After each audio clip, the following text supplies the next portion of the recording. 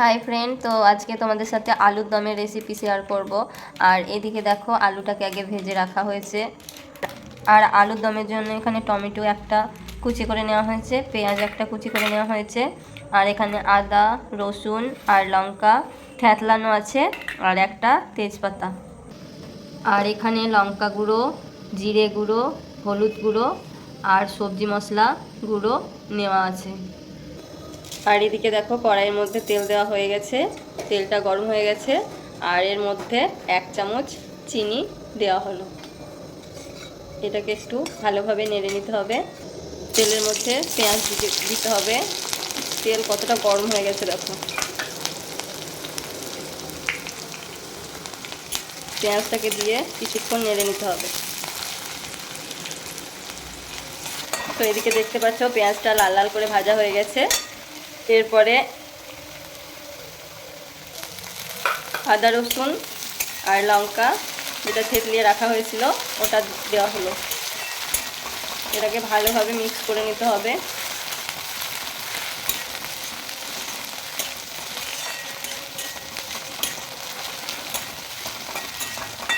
তো এটার মধ্যে এবার ওই গুঁড়ো মশলাটাকে একটু জল দিয়ে এটার মধ্যে দেওয়া হলো। তো এটাকে ভালোভাবে একটু মিক্স করে নিতে হবে যাতে মশলার গন্ধটা না থাকে। ভালোভাবে কষিয়ে নিতে হবে এটাকে।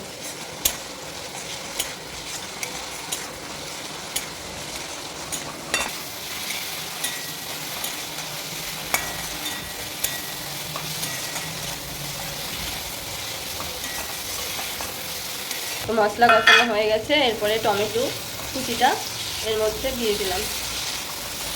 এটাকে ভালোভাবে একটু মিক্স করে নিতে হবে।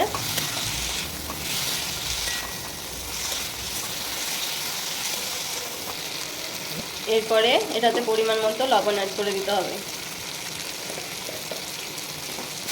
এটাকে ভালোভাবে মিক্স করতে হবে।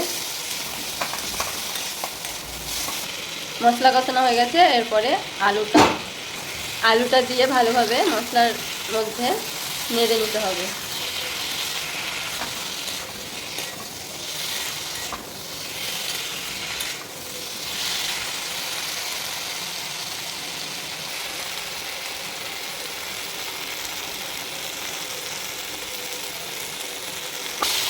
আলুটাকে ভালোভাবে মিক্স করে নিয়ে এটাকে কিছুক্ষণকার জন্য ঢাকা দিয়ে রেখে দিতে হবে।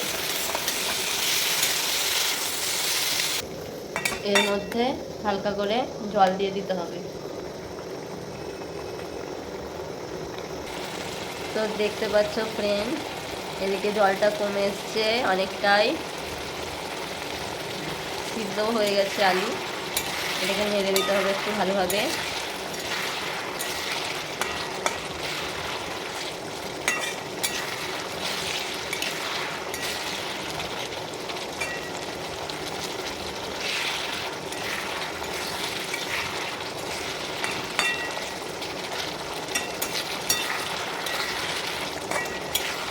জলটা একটু কমে আসুক, তারপরে নামাবো। আলুটা হয়ে গেছে। তো ফ্রেন্ড, আমার হয়ে গেছে এটাকে এবার নামিয়ে নিব। তো আমার আলুর দমের রেসিপি কেমন লেগেছে তোমাদেরকে অবশ্যই কমেন্টে জানাবে। আর এরকম ভিডিও পেতে অবশ্যই জানাবে। আর ভালো লাগলে লাইক কমেন্ট শেয়ার করে দেবে। তো বাই বাই।